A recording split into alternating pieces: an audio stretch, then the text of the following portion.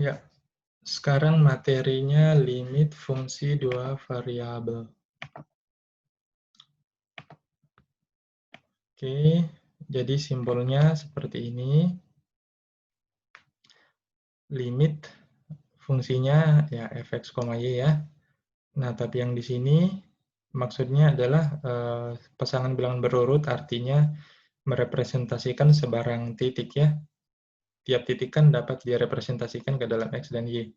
Dan titik sebarang titik ini ya mendekati titik yang tertentu atau yang sudah fix. Dan absisnya A, koordinatnya B. Jadi maksud yang lebih spesifik lagi, X-nya mendekati A, Y-nya mendekati B. Nilainya L. Yang perlu kalian ketahui perbedaan antara limit fungsi dua variabel, limit fungsi satu variabel ya. Secara ilustrasi ya kita inikan dulu ya. Limit fx sama dengan L di mana x mendekati A. Ya, limit fx di mana x mendekati A sama dengan L. Maksudnya A-nya kan terletak pada sumbu x ya. Dan AI ini ya oh ya kita gambarkan dulu grafik fungsinya misalkan seperti ini ya. Jadi A-nya itu hanya dapat didekati oleh X baik dari kiri ya maupun dari kanan. Ya, kita gambarkan saja tanda panahnya ya. Dan saat X-nya mendekati A dari kiri, jadi pasangannya ini ya, pasangannya ini. Ya, ini pasangannya, jadi setiap X itu punya pasangan, jadi Fx juga itu ya, ya dia juga bergerak ya dari kiri lah ya dan dari kanan ya mendekati suatu nilai tertentu yakni L ya ini ya L. Nah intinya dia hanya dapat didekati dari dua arah dari kiri dan dari kanan. Nah kalau di dua variabel titik A, B kan titik yang didekati ya jadi dia letaknya di bidang koordinat x, y. Nah, titik A, B ini, karena dia letaknya di bidang, ya, sebagaimana kalian mungkin berdiri di suatu tanah lapang atau di suatu ruangan, ya kalian dapat didekati oleh orang lain, ya, dari arah mana saja, ya, mungkin didekati dari arah sini, ya. Tentunya kita munculkan juga sedikit permukaan fx-nya. Titik A, B itu ya pasangannya adalah L ya. Nah, jadi kalau dia di bidang didekati dari arah ini, maka dia juga bergerak ya. Di permukaan dia juga bergerak mendekati L dari arah yang sama. Ya. Kalian juga dapat mendekati A, B dari arah sini misalkan. Ya, maka di permukaan dia juga mendekati L ya. Ya. Dari arah yang sama, ya kalau dia juga bisa diagonalnya seperti ini. Ya. Jadi di permukaan dia juga mengikuti arah. Nah, ini kan arahnya lurus ya. Tapi kalau kalian misalkan mendekati A, B ya dengan cara yang agak unik, ya, mungkin untuk mengalihkan perhatian, ya, mungkin kalian berputar seperti ini, maka ya di permukaan juga dia juga mengikuti dengan arah yang sama. Ya intinya di sekalian di limit fungsi dua variabel itu arah pendekatannya itu sifatnya tak terhingga. Jadi sangat-sangat banyak ya. Dan bentuk pendekatannya juga macam-macam. Ada yang lurus, ada yang diagonal, ada yang melengkung, nah, seperti itu ya. Oke, semoga kalian paham apa saja perbedaannya ya. Selain simbol, arah pendekatan. Nah, sekarang kita ke definisi ya. Dan definisi juga tentunya berbeda, walaupun ada beberapa kemiripan dengan definisi di limit fungsi satu variabel. Jadi maksud dari Ini adik-adik sekalian ya. Berarti bahwa untuk setiap epsilon besar 0, betapapun kecilnya, ya terdapat delta besar 0. Jadi kalian mesti paham bahwa apapun itu epsilonnya, ya, yang penting dia besar 0 tentunya ya. Jangan yang kecil 0. Karena epsilon itu menandakan selisih. Dan kalau selisih ya tentunya dia eh, konotasinya ya berkonotasi positif. Maksudnya selisih antara jumlah pulpen saya dan jumlah pulpen saya ya, walaupun mungkin kalau di ini operasikan misalkan pulpen saya satu, teman saya punya dua, satu kurang dua, itu negatif satu. Tapi kalau kita bilang selisih ya berarti selisihnya satu, bukan selisihnya negatif satu ya. Nah, jadi untuk setiap epsilon besar 0 pasti dia punya pasangan delta. Nah, itu maksudnya ya. Maksud dari terdapat delta besar 0, maksudnya epsilon itu punya pasangan delta. Jadi delta itu dapat kita nyatakan sebagai fungsi dalam epsilon ya. Ya kan sama kalau y sama dengan fx, berarti untuk setiap x pasti punya pasangannya. Karena x-nya itu maksudnya fungsi ya. Jadi x-nya pasti punya pasangan dan kalau di sini epsilonnya pasti punya pasangannya. Ini delta. Nah, seperti itu. Nah, sedemikian sehingga jika fx, y kurang L kurang dari epsilon, oh maaf, ini kebalik, sorry. Ya, sorry adik sekalian, ya jangan sampai kalian menganggap ini benar ya.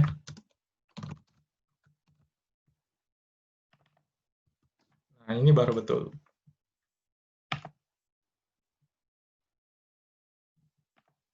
Ya, jika 0 kurang dari, ya ini simbolnya seperti ini, tapi ini menandakan jarak ya, adik sekalian, jarak antara titik x, y dengan titik a, b, ya, kurang dari delta, maka x, y kurang L yang nilai mutlak kurang dari epsilon. Jadi sama saja dengan di kalkulus satu variabel, ini fx, y kan bilangan real, L-nya juga bilangan real. Jadi selisih antara fx, y dan L itu kurang dari epsilon. Nah, untuk visualisasinya, jadi sekalian agak rumit ya kalau kita gambarkan.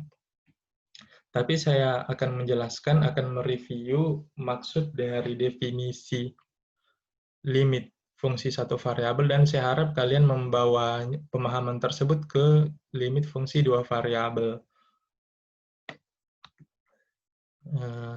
Kita lanjut. Jadi limit fx saat x mendekati a sama dengan L itu berarti untuk setiap epsilon besar 0, maka dia pasti punya pasangan, ya, terdapat delta besar 0, sedemikian sehingga ya jika 0 kurang dari x kurang a kurang nilai mutlak ya kurang dari delta, maka selisih antara fx dan L itu sendiri kurang dari epsilon. Ya, ini memang definisinya agak rumit, tapi saya harap kalian bisa memahami dari visualisasi ya. Ya, kita ini saja karena kita teruskan saja ke bawah dan ke kiri ya yang ini. Contoh. Limit fungsi 2x kurang 1 saat x mendekati 2 itu sama dengan 2 kali 2 kurang 1 sama dengan 4 kurang 1 sama dengan 3 ya. Nah, jadi maksudnya jadi sekalian kurva dari 2x kurang 1 kita gambar dulu ya. Untuk x-nya sama dengan 0, 2 kali 0 kurang 1, y-nya sama dengan minus 1 ya. Berarti dia di sini. Untuk y-nya 0, maka x-nya 1/2. Ya, kalian tolong verifikasi saja ya, bahwa gambar grafik dari 2x kurang 1 dia seperti ini ya. Pada saat x-nya mendekati 2, 2 di sini ya, dan 2 itu berpasangan dengan 3. Nah, maksud dari epsilon itu adalah selisih antara fx dan L. L-nya 3, fx-nya terserah. Jadi kalian misalkan di sini ya, fx-nya dan epsilon itu ada di sekalian selisih antara fx dan L. Fx-nya itu bisa di atasnya 3, bisa di bawahnya 3 ya. Jadi ini adalah 3 ditambah epsilon. Ini 3 dikurang epsilonnya yang ini ya. Nah, dia pasti punya pasangan delta ya dari sini nih. Dia pasti punya pasangan delta dan ini adalah deltanya. Ini juga adalah deltanya. Jadi selisih antara A yakni 2 ya dan X itu adalah delta. Nah, seperti itu. Kalau kita misalkan buktikan adik-adik sekalian, epsilon itu pasti punya pasangan ya, yakni delta dan coba kita 2x dikurang 1 kurang 3 ya. Kan awalnya dari sini untuk pembuktian sama dengan 2x kurang 4 ya. Sama dengan kita keluarkan faktor 2 ya sama dengan 2 x kurang 2 ya. Nah, ini kan x kurang 2 kurang dari epsilon maaf, kurang dari delta ya. Ini kan kurang dari, tapi untuk keseluruhan dia kurang dari epsilon, maka x kurang 2 itu kurang dari epsilon per 2. Jadi, maaf adik sekalian, jadi delta itu sama dengan epsilon per 2, atau pasangan dari epsilon itu sendiri adalah 2 kali delta. Iya, terlihat ya, jadi semakin jadi maksud dari ini, semakin besar epsilonnya, maka deltanya juga akan semakin besar. Kita bisa juga memperjelasnya lebih detail lagi kalau kalian masih belum paham ya. Nah, misalkan epsilonnya adalah 1. Epsilonnya adalah 1. Sorry.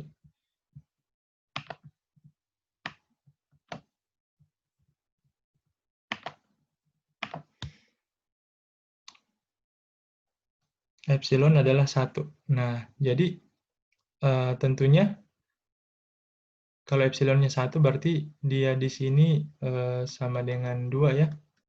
3 kurang 1 kan 2 ya. Kalau di sini sama dengan 4. Nah, jadi kita ambil delta epsilon, delta itu kan sama dengan epsilon per 2, atau epsilon sama dengan 2 kali delta. Jadi kita ambil deltanya sama dengan 0,5 ya. Dari sini epsilon 1 berarti deltanya 0,5. Kalau kita ambil deltanya 0,5, nah berdasarkan definisi, nah ya, jika dia epsilonnya 1, deltanya 0,5, maka pernyataan ini harus benar. Pernyataan ini harus benar ya. Jadi kalau A-nya tadi kan A-nya kan 2 ya, A-nya 2, kita ambil delta 0,5 berarti X-nya itu tidak boleh lebih dari atau sama dengan 2,5.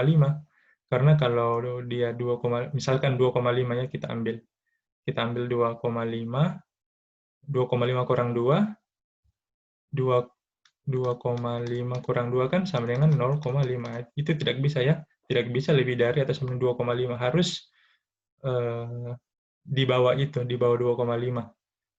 Agar dia lebih kecil dari delta, yakni 0,5. Jadi kita ambil saja 2,4 lah ya. 2,4. 2,4 dikurang 2,4 dikurang 2 ya. Itu kurang dari 0,5. Ya. Nah, karena 2,4 kurang 2 0,4. Nah, jadi X-nya kan 2,4 ya. X-nya itu 2,4, berarti fx-nya fx atau f2,4 sama dengan sesuai fungsi 2x kurang 1 berarti 2 kali 2,4 dikurang 1 sama dengan 4,8 kurang 1 sama dengan 3,8. Nah, adik-adik sekalian, 3,8 ini pasti masuk dalam interval yang ini ya, yang ini. Ya, karena adik-adik sekalian 3,8 dikurang L, L-nya kan 3 ya, L-nya 3 sama dengan 0,8. Dan 0,8 itu kurang dari epsilon, itu yang epsilon itu kan sama dengan 1. Nah, seperti itu ya. Itu maksudnya. Nah, intinya dari penjelasan yang panjang ini,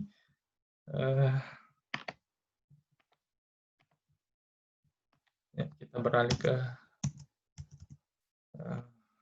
maaf, kita beralih ke halaman selanjutnya saja karena halaman 1 ini sudah full.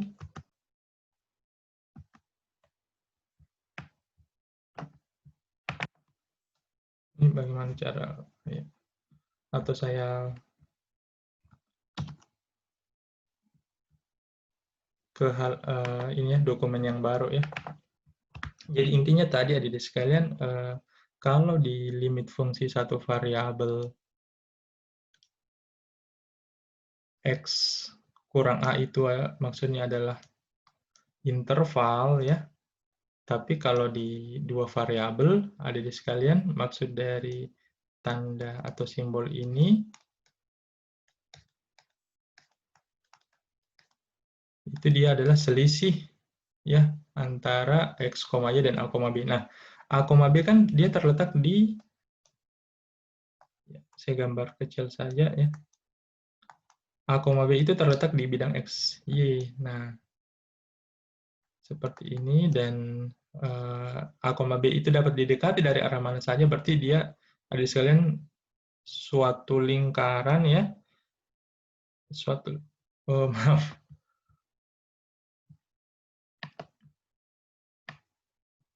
kita hapus dulu yang ini, ya, kita taruh di tengah-tengah, dan disitulah A, B, jadi A, B itu adalah titik pusat suatu lingkaran ya, dan jari-jari lingkarannya itu adalah delta. Ya, seperti itu. Nah, jadi adik sekalian, kalau kalian membawa pemahaman kalian ya, membawa pemahaman limit fungsi satu variabel kalian ke kasus dua variabel, jadi selisih antara fx, y dan L itu adalah epsilon.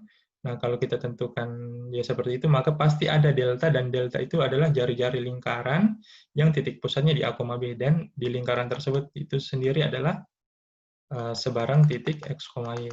Jadi ini x, y, ini dia juga, di titik ini dia juga bisa x, y. Nah, dia seperti itu ya. Oke, kita lanjut adik-adik sekalian. Untuk lebih jelasnya, kalau memang kalian mau diskusi ya, kita lanjut pada sesi diskusi untuk materi yang ini ya, definisi limit fungsi dua variabel. Nah, sebagaimana yang entahkah saya tadi sudah menjelaskan bahwa di mata kuliah ini adik-adik sekalian kita tidak akan mempelajari secara detail bagaimana cara membuktikan nilai limit fungsi dua variabel itu adalah nilai limit tertentu, misalnya L ya. Kita tidak akan mempelajari hal tersebut secara detail, jadi nanti kalian akan mendapati hal tersebut mungkin di mata kuliah analisis real lanjutan, ataupun mungkin pada saat kalian lanjut studi S2. Jadi di waktu-waktu tersebutlah kalian akan mempelajarinya secara detail bagaimana cara membuktikan. Tapi untuk di mata kuliah ini, kurikulumnya menawarkan bagaimana mencari nilai limit dan bagaimana cara membuktikan bahwa nilai limit suatu fungsi itu tidak ada. Nah, jadi hanya ini saja ya, hanya mencari nilai limit suatu fungsi ya, salah satunya. Dan kita berawal dulu dari fungsi yang bersifat polinom ya. Jadi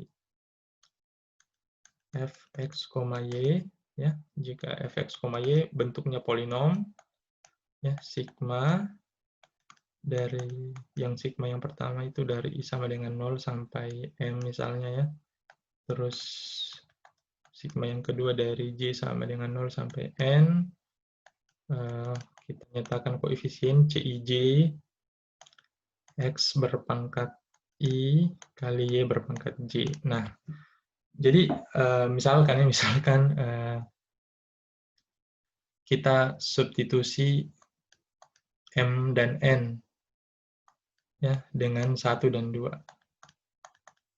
Ya, di sini tentunya yang di bawah itu tetap, ya. M-nya misalkan 1, N-nya 2.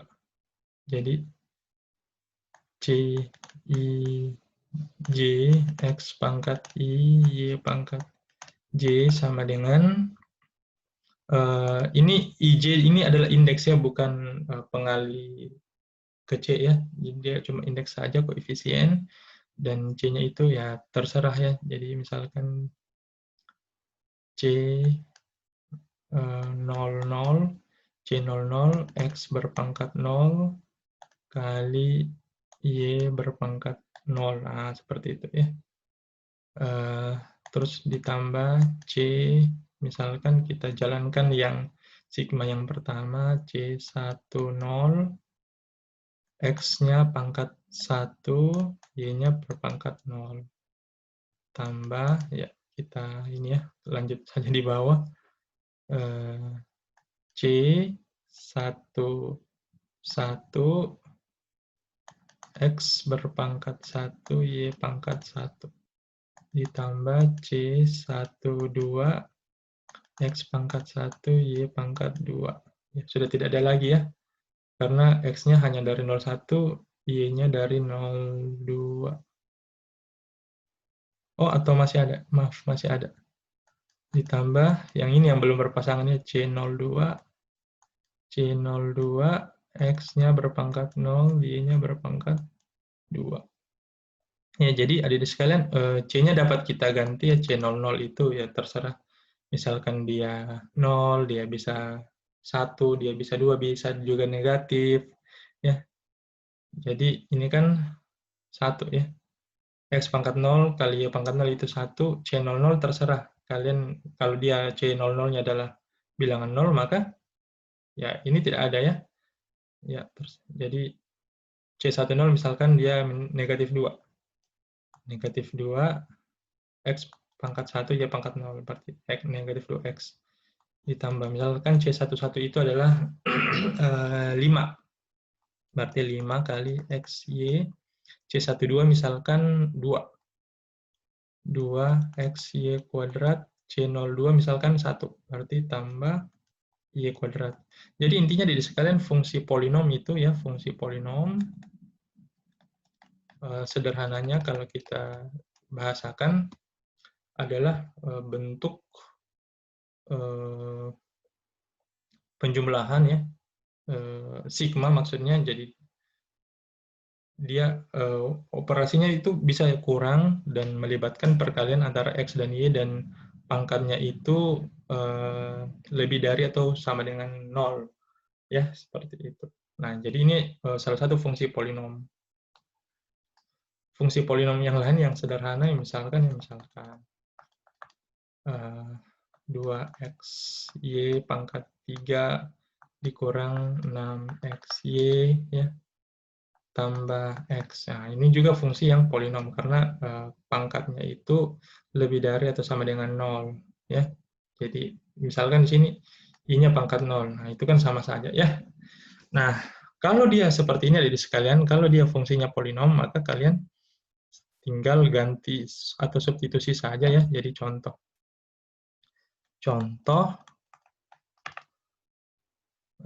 limit misalkan x kuadrat tambah 2xy tambah y pangkat 3 misalkan, di mana xy mendekati 1,2. Nah, langsung saja substitusi, ya. Jadi sama dengan 1 pangkat 2 tambah 2 kali 1 kali 2 ditambah 2 pangkat 3 sama dengan 1 tambah 8 sama dengan 13 ya. Langsung saja ya kalau dia polinom. Nah, adik-adik sekalian, kalau fungsinya berbentuk seperti ini ya, limit dia fungsinya, oh ya jelas ya, maaf, dia merupakan fungsi rasional ya, di mana px, y dan gx, y-nya itu polinom ya, dua-duanya polinom, tapi dia bentuk rasional seperti ini ya, pecahan. Kalau dia misalkan ya, kita substitusi. Misalkan di pembilang itu bilangan yang bukan 0, di penyebut 0, maka limitnya tidak ada ya. Limitnya tidak ada. Ya, tidak ada limitnya.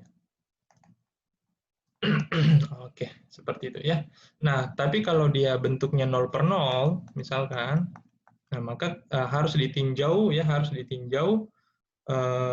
misalkan kita faktorisasi ya, seperti itu. Kalau sama saja dengan kalkulus satu variabel, ya seperti itu. Contoh ya, contoh. Limit x kuadrat tambah y kuadrat tambah 1 per, oh ya, jadi sekalian, untuk fungsi polinom dia juga bisa ini ya, bisa apa?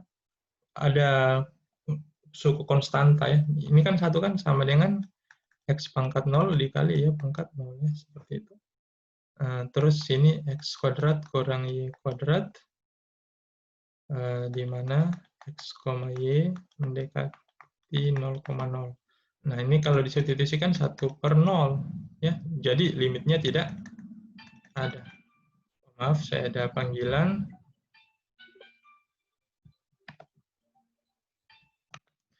Ya, lanjut ya. Jadi limitnya itu tidak ada ya. Terus contoh yang lain lagi,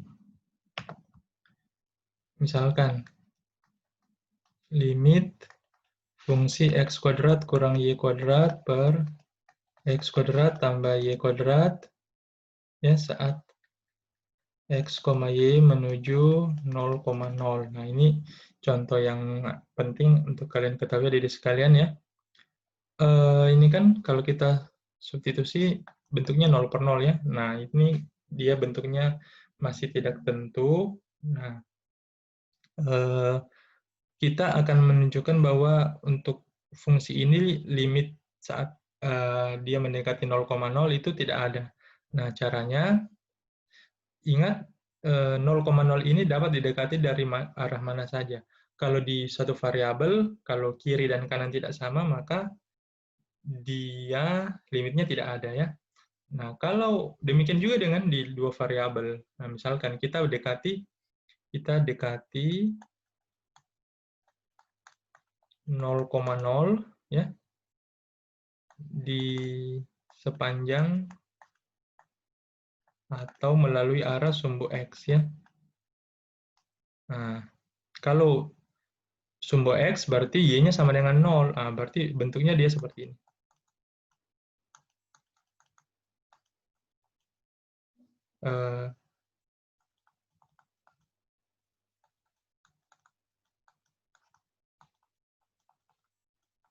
Sama dengan ya, limit, kalau sumbu X kan Y-nya 0, berarti Y-nya berubah menjadi 0. Ya, X kuadrat, langsung saja substitusinya, Y-nya 0, ya, berarti sisa X kuadrat per X kuadrat sama dengan 1. Ya, itu hasilnya ya, 1.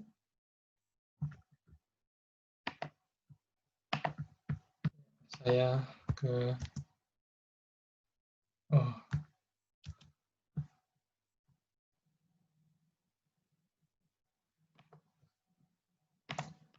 saya ke dokumen yang baru di sekalian, maaf ya karena agak awkward mengoperasikan teknologi. Jadi kita lanjut, tadi kan kalau kita dekati di sepanjang sumbu X atau arah sumbu X ya, itu hasilnya 1. Nah, coba kalau kita dekati 0,0 dengan arah ya, sumbu Y.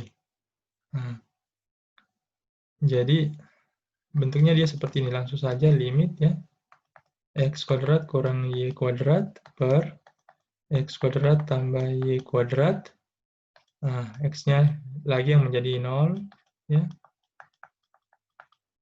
sama dengan, berarti langsung saja ya, X-nya 0, di sini X-nya 0, ini X-nya 0, berarti dia sama dengan negatif Y kuadrat, langsung saja ya, Y kuadrat per Y kuadrat sama dengan negatif 1. Nah, artinya di sekalian ada perbedaan ya, hasil ya, tadi kan 1, ini yang negatif 1, berarti kesimpulannya limitnya tidak ada. Nah, jadi adik sekalian, kalau titik 0,0 itu ya, titik 0,0, kalau kita hanya gambar bidang kartesius, bidang XY, dia dapat didekati dari, ya sebagaimana yang saya katakan, dia dapat didekati dari arah mana saja, tapi kalian jangan